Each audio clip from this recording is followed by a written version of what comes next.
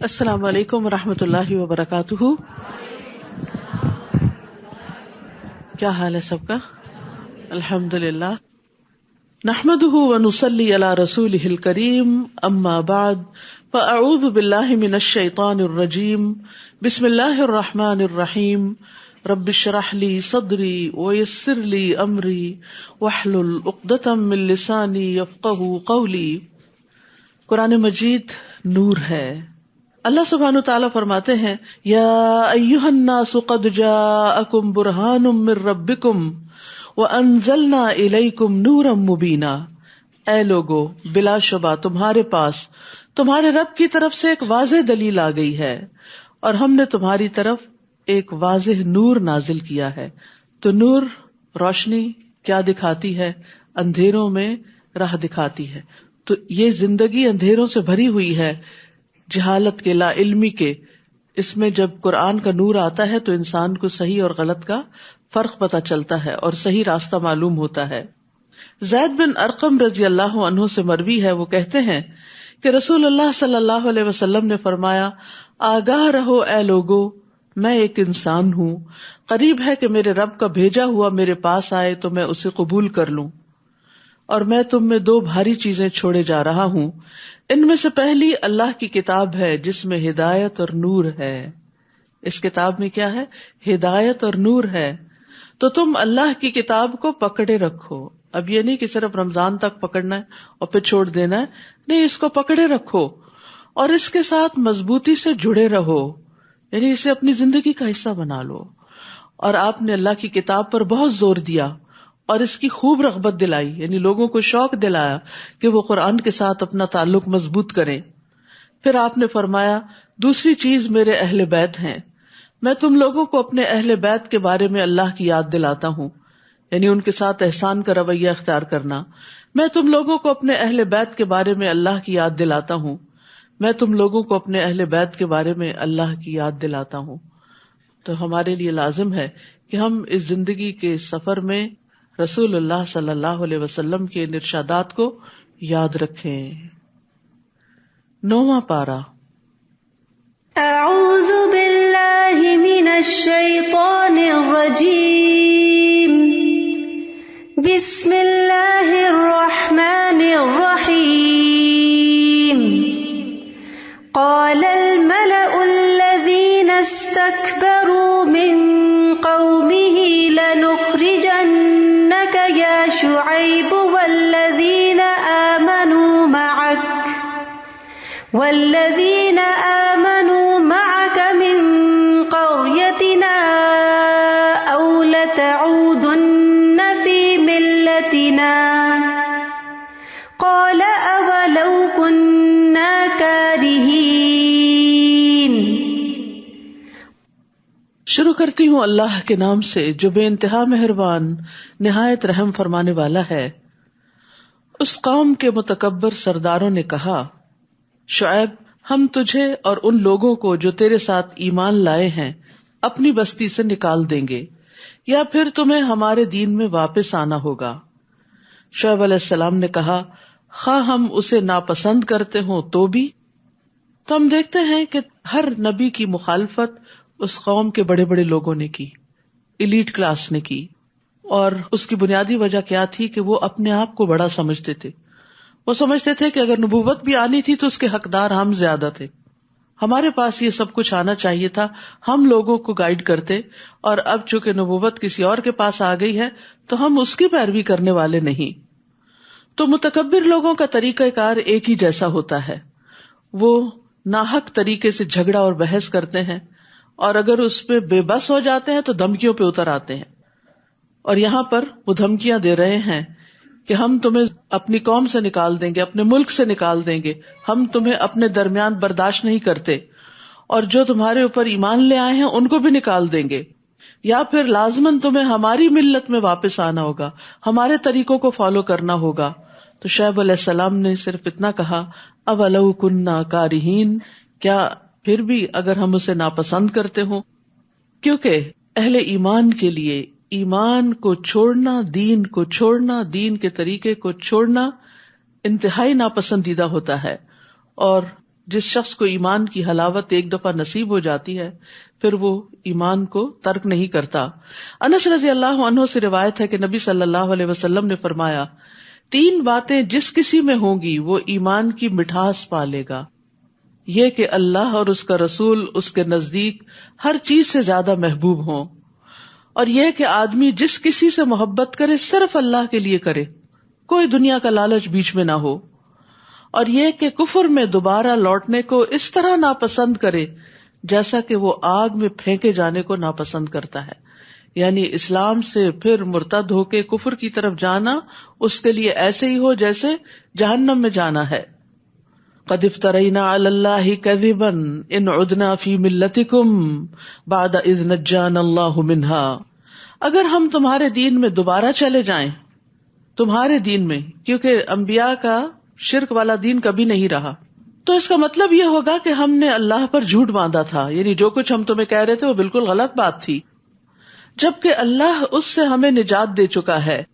ہم سے یہ ممکن نہ ہوگا کہ ہم اس میں دوبارہ چلے جائیں الا یہ کہ ہمارے رب کی ایسی ہی مشیت ہو. ہمارے رب نے علم سے ہر چیز کا احاطہ کر رکھا ہے، ہم اللہ ہی پر بھروسہ کرتے ہیں. علی اللہ توکلنا ربنا افتح بیننا وبین قومنا بالحق وانت خیر الفاتحین. اور پھر دعا کی، اے ہمارے رب، ہمارے اور ہماری قوم کے درمیان انصاف سے فیصلہ کر دے، اور تو ہی سب سے بہتر فیصلہ کرنے والا ہے. یہاں پر ہم دیکھتے ہیں کہ ایک نبی بھی اپنے نیک عمل پر، اپنے ایمان پر غرور نہیں کرتے. انسان کو کبھی یہ نہیں سوچنا چاہیے کہ نیکی کی آج جس حالت پر میں ہوں یا ایمان کے جس درجے پر ہوں بس یہ اس پر تو مجھے ہمیشگی حاصل ہو گئی.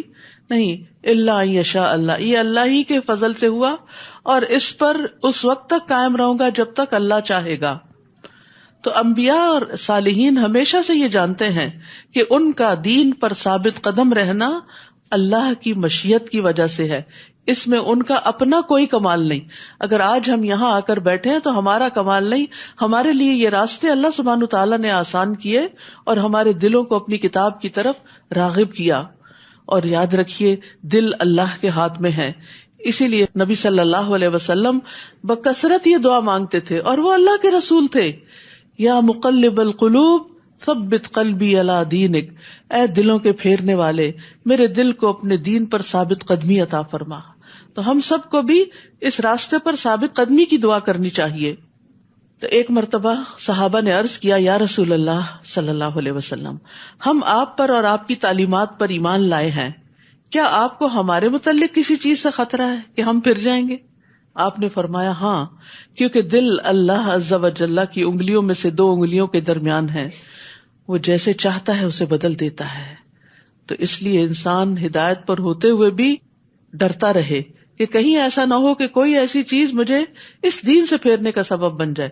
خصوصاً جب انسان کو ایمان کی، دین کی، قرآن کے علم کی حلاوت محسوس ہونے لگتی تو وہ سب سے زیادہ قیمتی چیز اس کو سمجھتا ہے اور اس پر قائم رہنے کی پھر دعا بھی کرتا ہے، اپنا کمال نہیں سمجھتا. یاد رکھیے ایک لمحے میں دل پلٹ سکتے ہیں، ایمان سے کفر کی طرف الٹ سکتے ہیں. جبیر بن نفیر سے مروی ہے، وہ کہتے ہیں میں حمص میں ابو درداء کے پاس ان کے گھر گیا تو وہ اپنی مسجد میں کھڑے نماز پڑھ رہے تھے. جب وہ تشہد میں بیٹھے تو نفاق سے اللہ عز و جل کی پناہ مانگنے لگے. جب انہوں نے سلام پھیرا تو میں نے ان سے کہا، اے ابو درداء، اللہ آپ کو معاف فرمائے، آپ کا نفاق سے کیا تعلق؟ آپ کو کیوں منافقت سے ڈر لگ رہا ہے؟ آپ اور نفاق کا کیا جوڑ؟ انہوں نے 3 دفعہ کہا، اللہم غفرن، اللہم غفرن، اللہم غفرن، اللہ تو معاف کر دینا. فرمایا اللہ کی قسم، ایک آدمی ایک گھڑی میں ہی ایک فتنے میں ڈال دیا جاتا ہے اور وہ اپنے دین سے پھر جاتا ہے. یعنی بعض اوقات شیطان کوئی ایسا وسوسہ دل میں ڈالتا ہے کہ انسان کہیں سے کہیں پہنچ جاتا ہے. تو اس لیے بہت ضروری ہے کہ انسان اللہ تعالیٰ سے استقامت مانگتا رہے. وقال الملأ الذين كفروا من قومه لئن اتبعتم شعيبا انكم اذا لخاسرون. اس کی قوم کے کافر سرداروں نے کہا، اگر تم لوگوں نے شعیب کی پیروی کی تو تم نقصان اٹھاؤ گے. پھر بالآخر کیا ہوا کہ وہ اپنی ضد پہ اڑے رہے تو اللہ کا عذاب ان پہ آ گیا. فأخذتهم الرجفة فأصبحوا في دارهم جاثمين. پھر انہیں ایک خطرناک زلزلے نے آ لیا اور وہ اپنے گھروں میں اوندھے پڑے رہ گئے، یعنی انہیں زلزلے نے آ پکڑا. انہوں نے شعیب علیہ السلام اور ان کے ساتھیوں کو دھمکایا تھا اور شہر سے نکال دینے کا پروگرام بنایا تھا، تو اللہ سبحانہ وتعالیٰ نے ان پہ زلزلہ بھیج کے ان کو پکڑ لیا. الذین کذبوا شعیبا، جن لوگوں نے شعیب علیہ السلام کو جھٹلایا تھا ان کی حالت یہ ہو گئی گویا وہ کبھی آباد ہی نہ ہوئے تھے. حالانکہ وہ بزنس والے لوگ تھے، بہت مالدار لوگ تھے، بہت کھاتے پیتے، بہت فلرشڈ تھے، لیکن سب بجھ کر رہ گئے. جنہوں نے شعیب علیہ السلام کو جھٹلایا تھا بالآخر وہی خسارے میں رہے، انہوں نے ہی نقصان اٹھایا.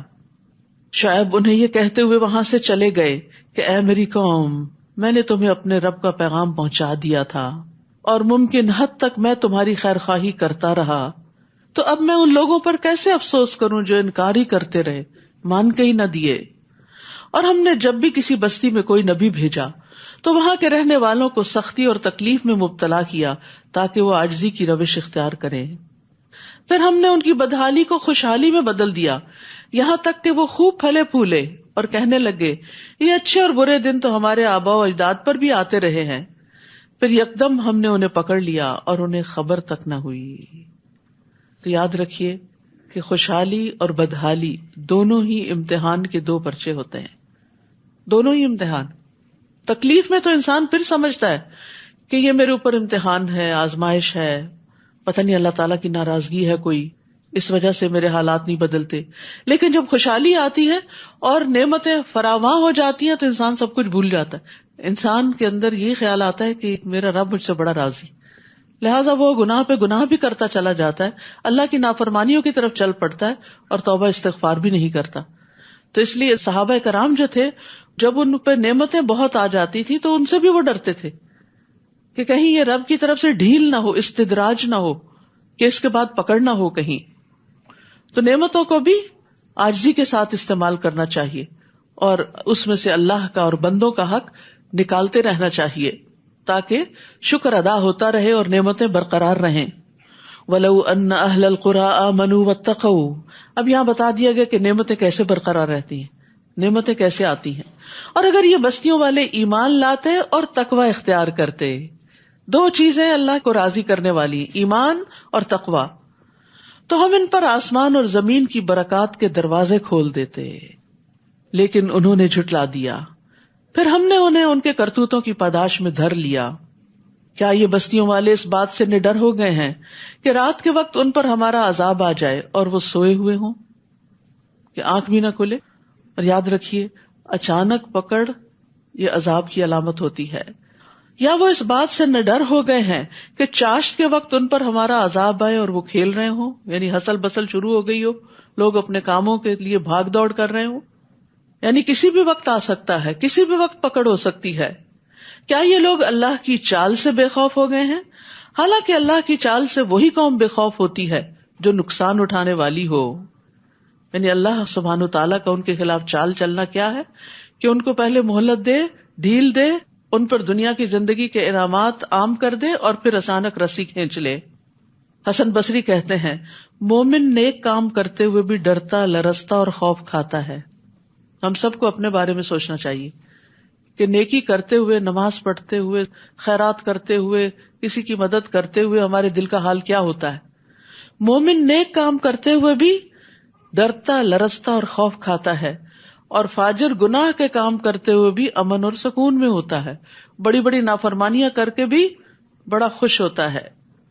رسول اللہ صلی اللہ علیہ وسلم نے فرمایا بے شک مومن اپنے گناہوں کو ایسے دیکھتا ہے جیسے وہ کسی پہاڑ کے نیچے بیٹھا ہو، یعنی گناہ اس کو پہاڑ کی طرح نظر آتے ہیں اور اسے یہ خطرہ ہو کہ یہ پہاڑ اس کے اوپر نہ گر جائے.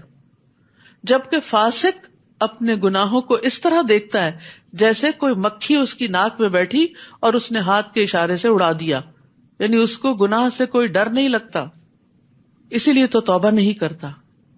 جو لوگ ان بستیوں کے ہلاک ہونے کے بعد زمین کے وارث ہوئے، کیا انہیں یہ رہنمائی نہیں ملی کہ اگر ہم چاہیں تو ان کے گناہوں کے بدلے ان پر بھی مصیبت ڈال سکتے ہیں اور ان کے دلوں پر مہر بھی کر سکتے ہیں کہ وہ سن ہی نہ سکیں. تو یہ گناہوں کے دو نتائج بتائے گئے کہ ان پہ مصیبت آئے اور دل سخت ہو جائیں. تو اس لیے انسان کو ساتھ ساتھ توبہ کرتے رہنا چاہیے، جہاں پسلے، جہاں غلطی ہوئی، جہاں بھٹکے اللہ سبحانہ تعالیٰ کی طرف راغب ہوئے.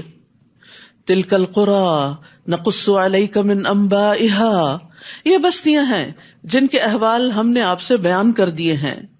ان کے پاس ان کے رسول واضح دلائل لے کر آئے تھے، مگر جس بات کو وہ پہلے جھٹلا چکے تھے اس پر ایمان لانا انہوں نے مناسب نہ سمجھا. اسی طرح اللہ کافروں کے دلوں پر مہر لگا دیتا ہے. ان میں اکثر لوگ ایسے تھے جن میں ہم نے عہد کا لحاظ نہ پایا، اور ان میں سے اکثر کو فاسق ہی پایا، یعنی کمٹمنٹ نہیں کی، دین کی کوئی بات کبھی اختیار کی بھی تو اس پر ثابت قدمی اختیار نہیں کی. ثم بعثنا من بعدهم موسى بآياتنا الى فرعون وملئه فظلموا بها فانظر كيف كان عاقبة المفسدين.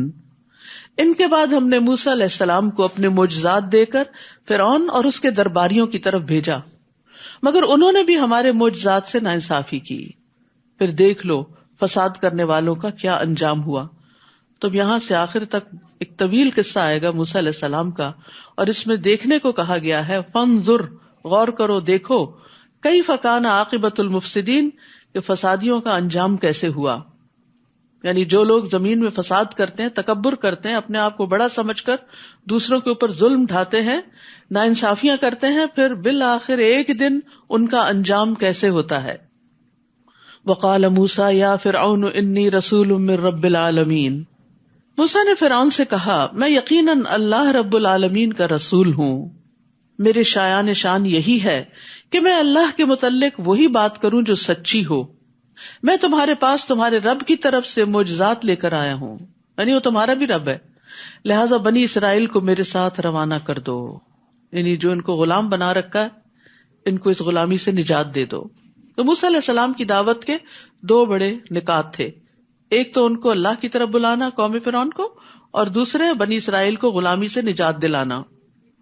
فرعون نے کہا اگر تو سچا ہے تو کوئی معجزہ لے کر آیا ہے تو اس کو پیش کر. چنانچہ موسیٰ علیہ السلام نے اپنا عصا ڈال دیا تو وہ فوراً ہو بہو ایک اژدہا بن گیا، بہت بڑا سانپ بن گیا، اور بغل سے اپنا ہاتھ نکالا تو وہ دیکھنے والوں کو چمکدار دکھائی دینے لگا.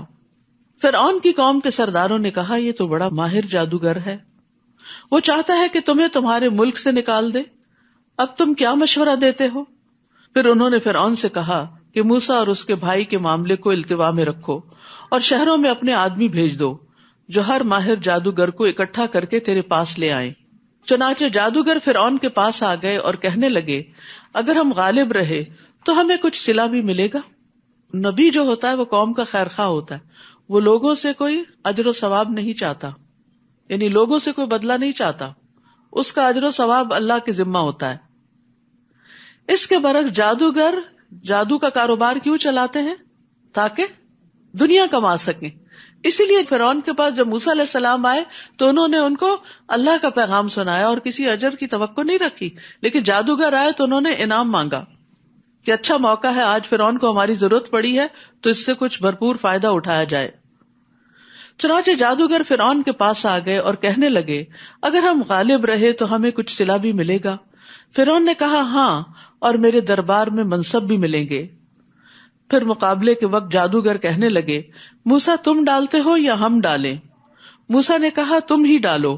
پھر جب انہوں نے اپنی رسیاں وغیرہ پھینکی تو انہوں نے لوگوں کی آنکھوں پر جادو کر دیا اور انہیں دہشت زدہ کر دیا اور بڑا زبردست جادو بنا لائے. تو یہاں پر موسیٰ علیہ السلام نے جادوگروں کو پہل کرنے کا موقع دیا کہ تم پہلے کرو. اس کی کیا حکمت تھی؟ اصل بات تو اللہ ہی بہتر جانتا ہے، لیکن یہ کہ موسیٰ علیہ السلام دیکھنا چاہتے تھے کہ جادوگر زیادہ سے زیادہ کیا کرتے ہیں، ان کی کارکردگی پہ غور کرنا چاہتے تھے، اور پھر یہ بھی کہ جب یہ اپنی چالاکیوں سے فارغ ہو جائیں تو پھر موسیٰ علیہ السلام ان کے اوپر حملہ آور ہوں. اور ویسے بھی یہ کہ حق جب آخر میں آئے گا تو دلوں پر اثر انداز بھی ہوگا. ہم نے موسیٰ کی طرف وحی کی کہ اب تو بھی اپنا عصا ڈال دے. عصا کا پھینکنا تھا کہ وہ اژدہا بن کر فوراً ان کے جھوٹے شعبدے کو نگلنے لگا، اور یہی حکمت نظر آتی ہے کہ سارا جادو ختم ہو گیا. چنانچہ حقیقت ثابت ہو گئی اور جو کچھ ان جادوگروں نے بنایا تھا وہ ملیا میٹ ہو گیا. یہ جو آیتیں ہیں فلما القوا قال موسیٰ ما جئتم بہ السحر، اور یعنی سورۃ یونس کی 81 اور 82، اور پھر سورۃ الاعراف کی 118 سے 122، اور سورۃ طٰہٰ کی 69 آیت، اور یہ آیت یہاں سے فوقع الحق وبطل ما كانوا يعملون. اگر کسی کے اوپر شک ہے آپ کو کہ اس پہ جادو ہے تو ایک برتن میں پانی ڈال کے ان پہ یہ آیات پڑھی جائیں اور پھر مسحور کے سر پہ بہا دیا جائے تو اس کو افاقہ ہوتا ہے. فوقع الحق وبطل ما كانوا يعملون فغلبوا هنالك وانقلبوا صاغرين. فرعون اور اس کے ساتھی اس مقابلے میں مغلوب ہوئے اور وہ ذلیل و خوار ہو کے پلٹے، اور جادوگر بے اختیار سجدے میں گر پڑے. حق نظر آ گیا تھا نا ان کو، اور کہنے لگے ہم رب العالمین پر ایمان لائے جو موسیٰ اور ہارون کا رب ہے. اب آپ دیکھیے پھر دو گروہ ہو گئے. فرعون نہیں مانا، ضد میں ہے، لیکن جادوگر جن کا جادو ملیا میٹ ہوا، عاجز ہوئے، وہ مان گئے کہ یہ جادو نہیں ہے جو موسیٰ کے پاس ہے علیہ السلام، یہ حق ہے، لہذا وہ حق کے آگے جھک گئے. تو ایک سچا انسان جو ہوتا ہے، چاہے وہ زندگی گناہوں میں ہی بسر کر رہا ہو، لیکن جب حق اس کے سامنے آتا ہے تو وہ اس کو فوراً قبول کر لیتا ہے، اس کے سامنے اکڑتا نہیں، ضد نہیں کرتا، وہ شیطان کی روش اختیار نہیں کرتا، وہ آدم علیہ السلام کی طرح اپنی غلطی کا اعتراف کر لیتا ہے. فرعون نے انہیں کہا قبل اس کے کہ میں تمہیں اجازت دیتا تم موسیٰ پر ایمان لے آئے، یقیناً یہ تمہاری ایک سازش تھی جو تم نے اس شہر میں کی تاکہ اس کے باشندوں کو یہاں سے نکال دو، سو تمہیں جلد ہی اس کا انجام معلوم ہو جائے گا. اب فرعون جادوگروں کو بھی دھمکیاں دینے پہ اتر آیا، میں تمہارے ہاتھ اور پاؤں مخالف سمتوں سے کٹوا دوں گا. اگر ایک ہی سمت سے کاٹ دیا جائے تو موت واقع ہو جاتی، پھر تم سب کو سولی پہ چڑھا دوں گا، یعنی نشان عبرت بناؤں گا. جادوگر کہنے لگے ہم یقیناً اپنے رب کی طرف لوٹ کر جانے والے ہیں، یعنی تم نے مار دیا تو کیا ہوا، ہم نے ایک دن مرنا ہی ہے اور اللہ کے حضور واپس جانا ہی ہے.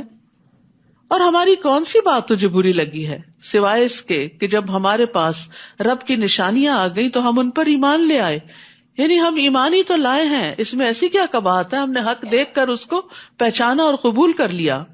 پھر انہوں نے دعا کی ربنا افرغ علینا صبرا وتوفنا مسلمین، اے ہمارے رب ہم پر صبر انڈیل دے اور اس حال میں موت دے کہ ہم فرما بردار ہوں.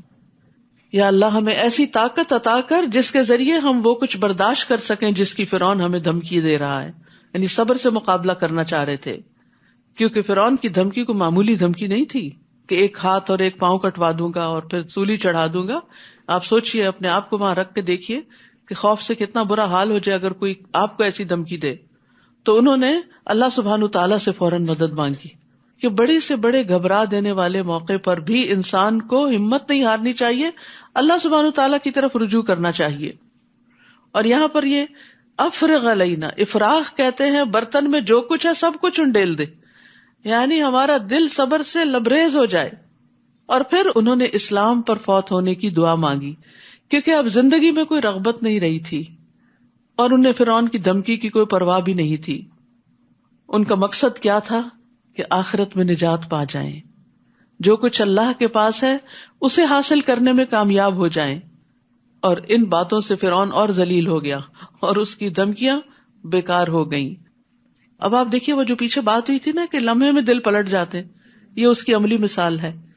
ان جادوگروں کے دل لمحے میں پلٹ گئے، جب دیکھا عصا کو بس جاتے دیکھا کہ سارا ان کا جادو نگل گیا تو ضد میں نہیں آئے کہ ہم ہار گئے ہیں، ہم ان کی بات نہیں دیکھتے. انہوں نے کہا اوہ یہی حق ہے، حق کو دیکھتے ہی فوراً قبول کر لیا، دل پلٹ گئے، ایمان کی طرف آ گئے.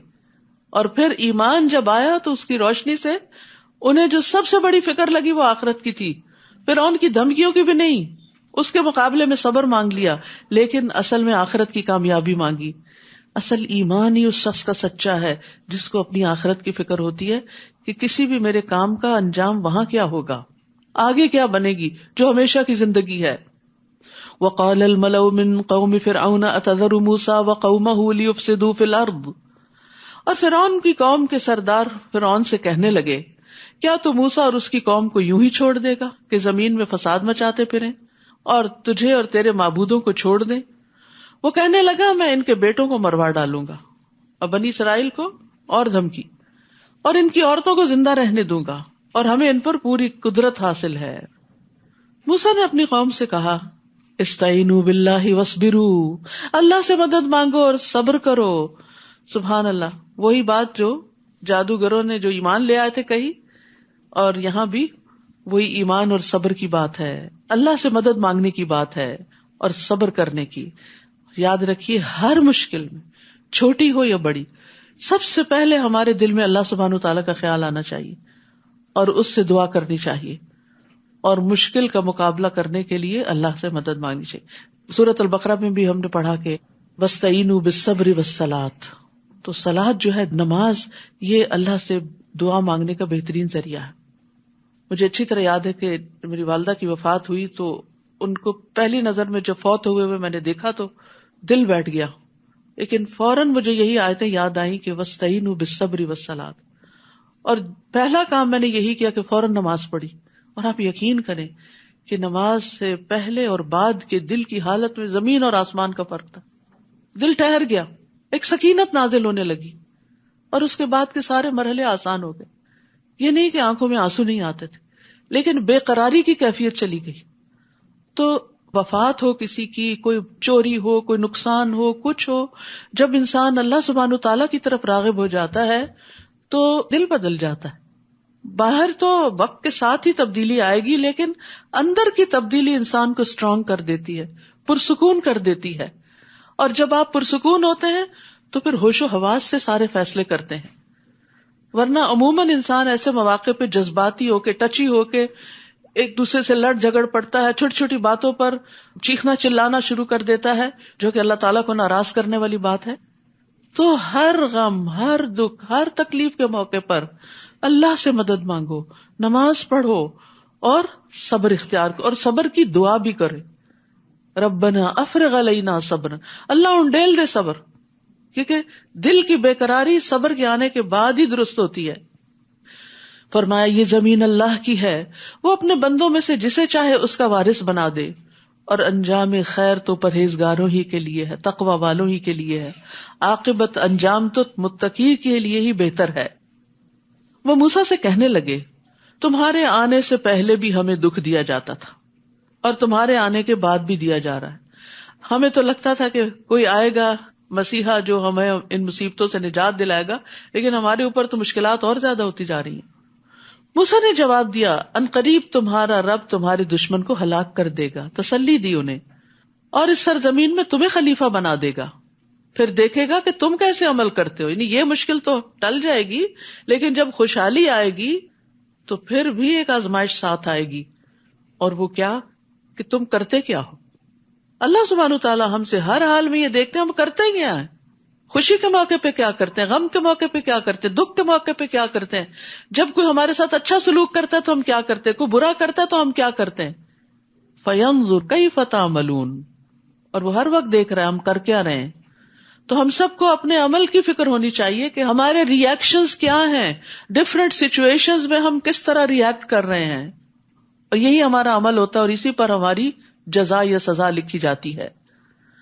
پھر ہم نے آل فرعون کو کئی سال تک قحط اور پیداوار کی کمی میں مبتلا رکھا کہ شاید وہ کوئی سبق حاصل کرے.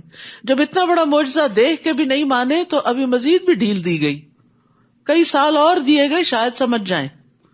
ویسے اللہ سبحانہ وتعالیٰ کا حوصلہ ہے کہ ایسے لوگوں کو برداشت کرنا. ہم ہوں اور ہمارے پاس طاقت ہو تو ہم اپنے مخالفوں کو ایک لمحے میں نیست و نابود کر دیں. یہ تو بے بسی ہے نا کہ پھر انسان صبر کر جاتا ہے. لیکن اللہ سبحانہ وتعالیٰ واقعی الصبور ہے، انتہا درجے کا صبر کرنا، الحلیم ہے، بے حد برداشت کرنے والا ہے، بردبار ہے. تو پھر اب قوم فرعون کا ایک اور امتحان ہوا، قحط سالی اور خشک سالی، یعنی پیداوار آسمانی آفتوں سے ہلاک ہو جاتی، یعنی فصلیں ماری جاتی یا پھر کچھ اگتا نہیں. یہ سب کچھ کس لیے تھا؟ لعلہم یذکرون، شاید کہ وہ نصیحت حاصل کریں، کیونکہ سختیاں، تکلیفیں، آزمائشیں انسان کا دل نرم کرتی ہیں، انسان کے اندر جھکاؤ آتا ہے، اور اللہ سبحانہ تعالیٰ کے پاس جو کچھ اجر و ثواب ہے اور جنت میں جو کچھ موجود ہے، سختی کے وقت انسان اس کی طرف راغب ہوتا ہے. جب دنیا والے دل توڑتے ہیں نا، جب دنیا سے انسان ٹھکرایا جاتا ہے تو پھر انسان اللہ کی طرف راغب ہوتا ہے، اور جب دنیا اس سے چھن جاتی ہے تو انسان جنت کی نعمتوں کو یاد کرتا ہے، اور اگر دنیا ہی جنت بن جائے تو اصل جنت بھول جاتی ہے انسان کو.